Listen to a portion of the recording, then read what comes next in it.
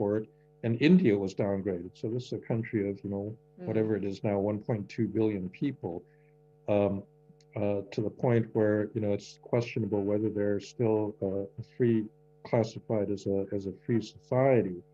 And many, the report points out that many countries have taken advantage of the epidemic to strengthen executive power and to take away the protection of rights. I mean, this was true in your region, in Uganda, in Tanzania, and quite a number of other countries. Also true in El Salvador, Hungary, the Philippines. A pandemic is a perfect excuse for people with an authoritarian bent to build their powers. And the question is whether they will give them back. The other thing that happened, I think, was that you saw a lot of hopeful protest in 2019 before the pandemic. So that happened in Sudan, in Algeria, in Armenia, many other places around the world, in Belarus. But once the pandemic hit, it became harder for people to get out into the streets and protest governments. And so for all those reasons, last year was a very bad year for global democracy. So the question is whether this continues. It seems very likely that most of the leaders that grabbed excessive emergency powers are not going to just turn them back once the medical emergency lifts. And in any event, the medical emergency is going to stay in place in many countries for quite some time. And so that creates a challenge. I think China is actively promoting its model in ways that it didn't do before the rise of Xi Jinping.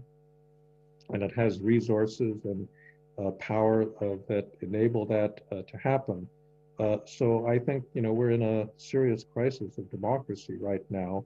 It's not an inevitable trend, however, because I do think democracies have certain resources and resilience that authoritarian countries don't. No, just to give the leading example, the United States has checks and balances built into its constitutional system that make the accumulation of excessive power very difficult. And I think they worked fundamentally. They played out by courts that would not accept certain initiatives of the Trump administration, and ultimately the electoral check worked in the U.S. despite the contesting of the election and so forth.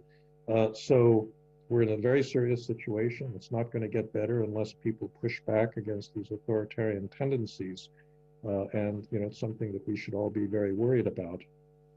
Let me turn to populism and ask you, let's first talk about how you see this. People throw this word around very easily.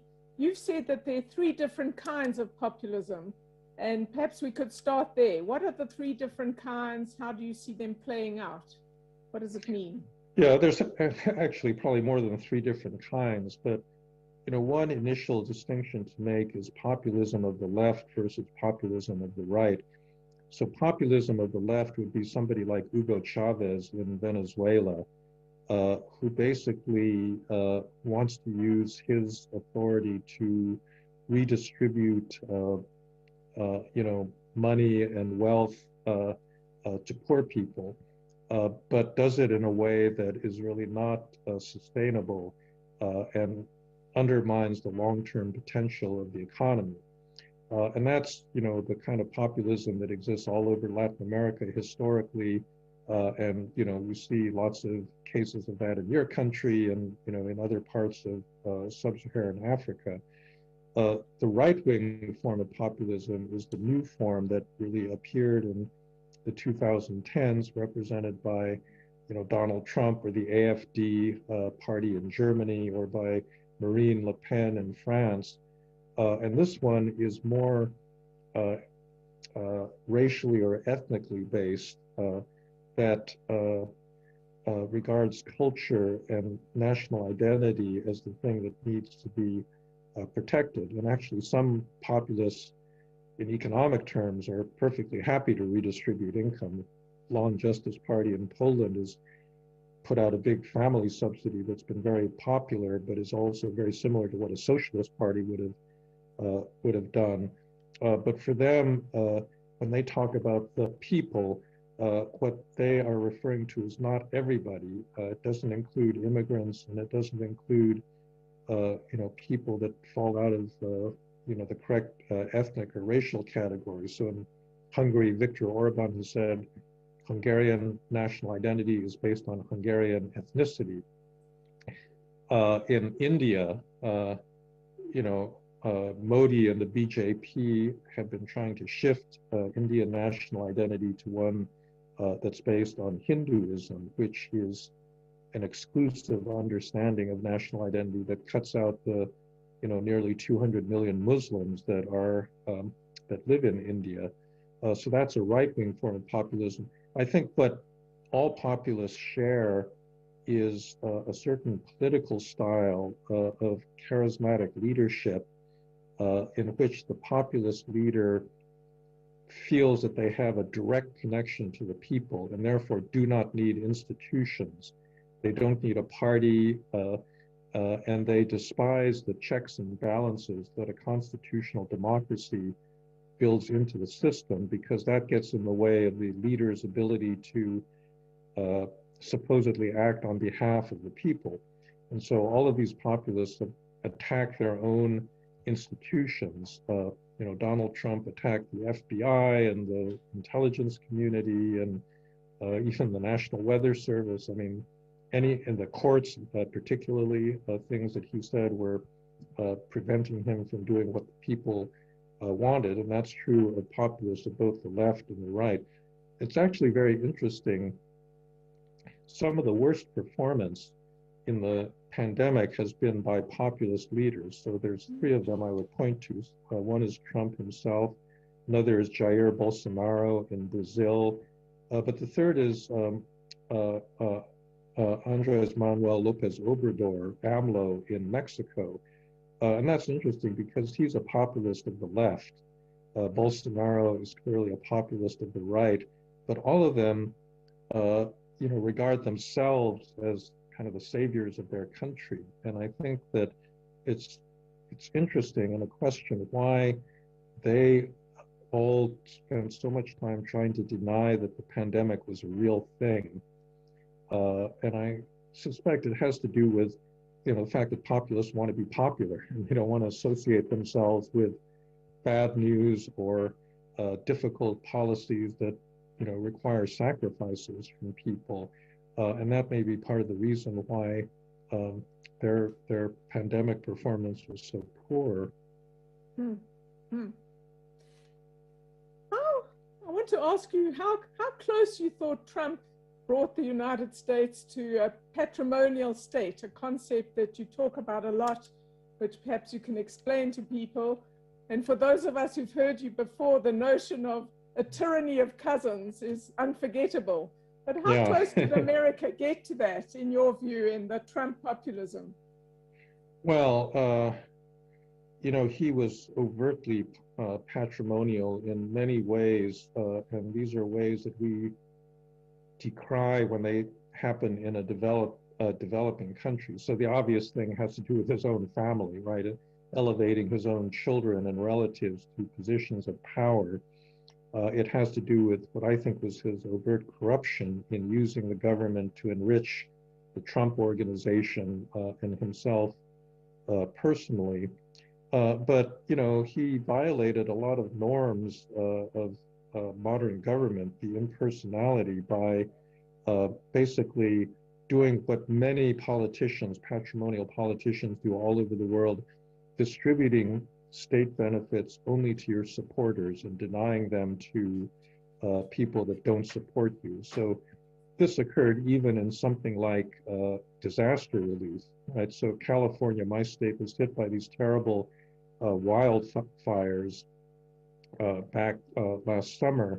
And, Trump said, oh, this is just the result of Democrat policies. Why should we help them and bail them out? Rather than saying, well, Californians are Americans too, and we are going to help anybody that's subject to a natural disaster. And so there were lots of examples of this where there was some benefit that he directed towards his own supporters and not towards supporters of the Democratic Party or people that he regarded as his rivals. Now, has this undermined the impersonality of the American state?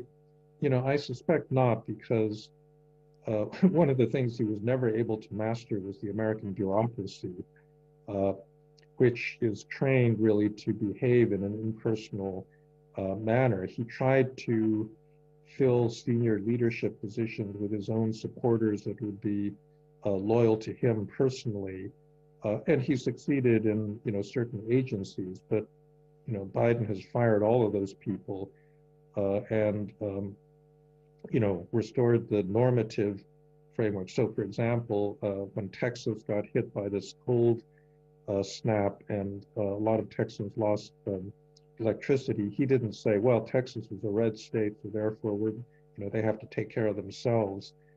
He immediately declared that there was it was eligible for disaster relief. And so, at least at the top, you're getting a return to the non-patrimonial politics that I think Americans have come to respect. But just to give you one more little example that I think was both comical but also very indicative, Trump, after a hurricane or when a hurricane was threatening the Gulf Coast, said that Alabama would be in the hurricane's path. And of course, the National Weather Service didn't believe that this was true. And so they put out a statement, and the thing is, if a leader tells people that they're going to be hit by a hurricane, they're going to pack up, put everything in the car and drive somewhere else. And so Trump did this falsely. I mean, it was just one of these casual lies that he was constantly making. The Weather Service denied that there was a threat from a hurricane, and then he took revenge on the service, and he came up with this comically childish map, which showed Alabama in the path of a hurricane, where he has simply drawn in a circle with a Sharpie.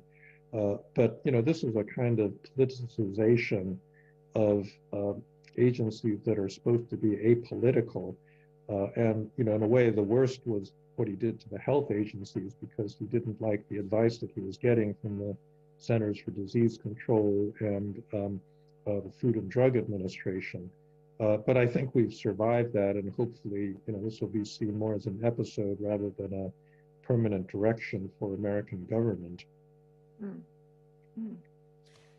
Can I ask you just one aspect of populism that struck me? You've focused a lot on how both Trump and Berlusconi before him had captured the narrative.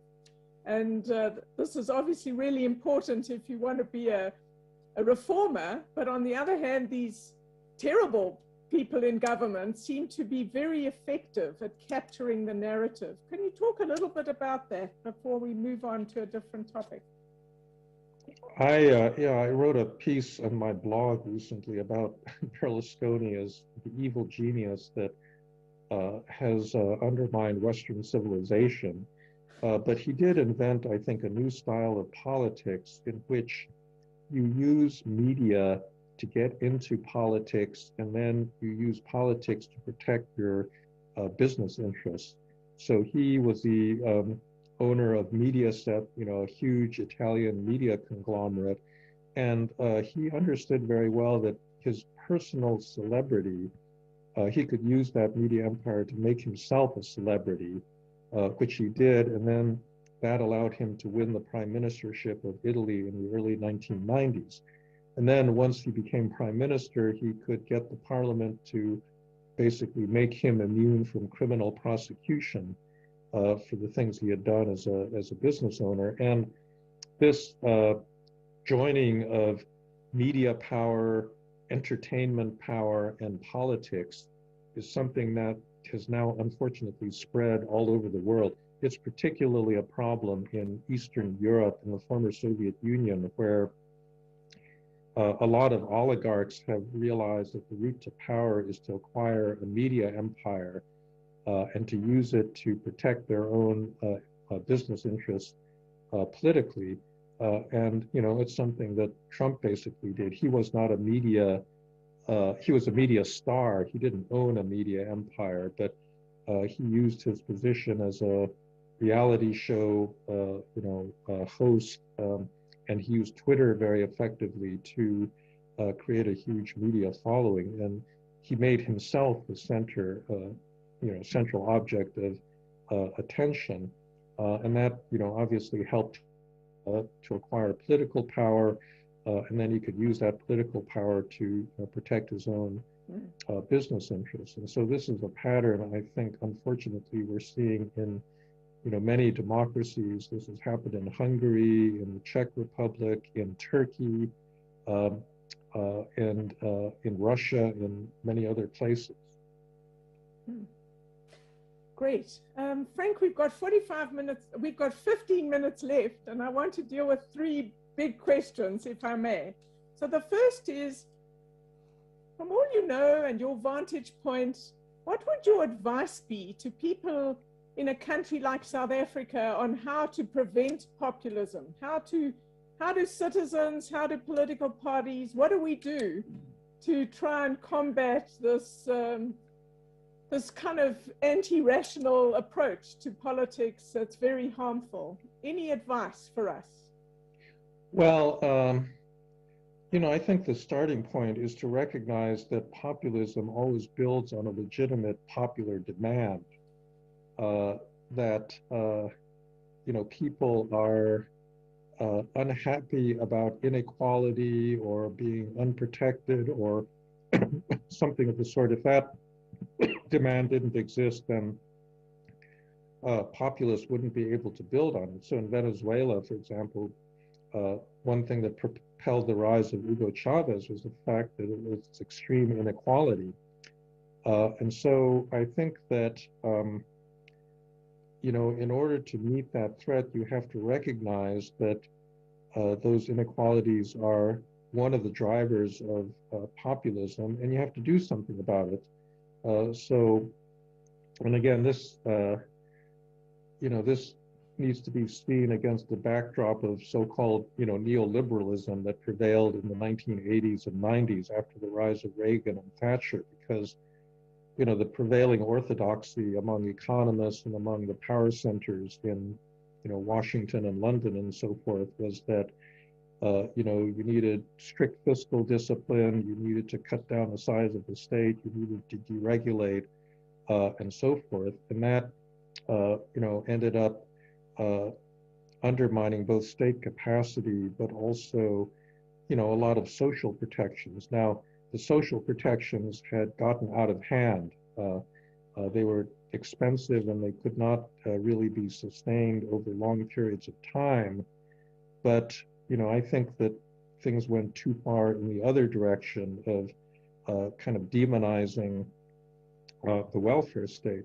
And so I think that, the appropriate response is to recognize that poverty and inequality exist, that they, market forces by themselves will not fix those problems, and that you do need certain social protections that are done not on a patrimonial basis, but on a impartial basis. And you also need to figure out how to deliver state services effectively. I mean, this is one of the biggest failings, I think, in developing countries, that they simply don't have the state capacity to do things like manage, health emergencies effectively.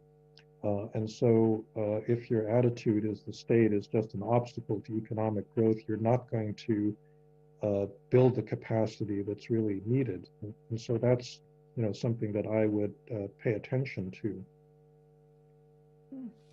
Great. Well, my next big question in a few minutes is, how do you see the rise of China? What do you think, what are the big changes you're anticipating because of the growing weight of China in the global economy and all the other things that come from that? Any sort of big thoughts on that? I don't know that I have any big thoughts that are that different from what other people have been saying. I do think that China has really changed very dramatically since Xi Jinping became their president in 2013. He's consolidated power in a pretty ruthless way. He's eliminated term limits, so we're going to have to deal with him for, he'll probably be given another 5-year term at the coming party Congress. In foreign policy, they've shifted, from a focus on building their own society to a much more overt willingness to project their model abroad. They've been using the Belt and Road to build influence all over the developing world, and they're now using technology as a means of, in a way, spreading their system. So one of the things that they've been selling all over Africa and other parts of the developing world is surveillance technology, which they've implemented on a really large scale in China. And all of those things are a real challenge to any democratic society. And, they're much smarter in a way than the Russians are. The Russians were so, inclined to take big risks and do flashy things like send troops to Syria or to Venezuela that they ended up, under sanctions and facing a lot of pushback. The Chinese have been much more careful. So for example, they have been putting their people into a whole variety of international organizations, many of which fly below the radar screen. Nobody really cares about, the International Organization for Standards or, things that govern air traffic control and so forth. But, I think the Chinese understand that these are important down the road, and they've been controlled by the United States and other Western countries for many years, and they want to take that power back. The final thing is, I just think this soft power, I'm sorry, not soft power, but sharp power that's been much talked about in the last couple of years, where they've used their resources and influence to, affect opinion in Western countries. And so you see this in universities where Chinese students, will be organized to support Chinese foreign policy objectives, like shutting down the Dalai Lama or shutting down, Taiwanese speakers, this sort of thing. And that, is a direct challenge to freedom of speech in Western democracies. Yeah, very important.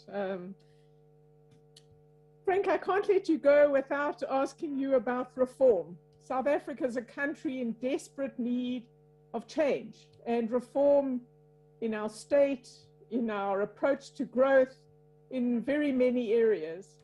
I know you've thought a lot about this. You've looked at American history. You've looked at reform in Latin American countries. Perhaps you could talk a bit about the lessons you have learned and how you see the way in which societies as a whole, not just governments, but civil society as well, should be thinking about pushing for the big changes that their society might need. Well, the path to reform is pretty straightforward. It's all about political power, essentially, because the reason that reform doesn't happen, there could be resource constraints, but oftentimes there are very entrenched forces in the society that don't want the reform. This is particularly true in the area of corruption, where, powerful political figures benefit from corrupt practices, and therefore they don't want exposure or transparency or accountability. And that's obviously something South Africa has been dealing with in a big way since your past president left office.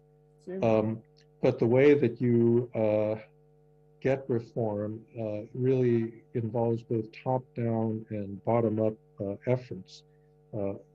Political power in a democracy is based, well, in fact, it's not just in a democracy. This is true also in an authoritarian country. It has to be based on a stakeholder coalition. What political leadership means is the ability to build a coalition in which people who want reform can operate on the same page and push for the same objective. It needs grassroots support. So civil society is extremely important. The business community is very important as parts of that coalition.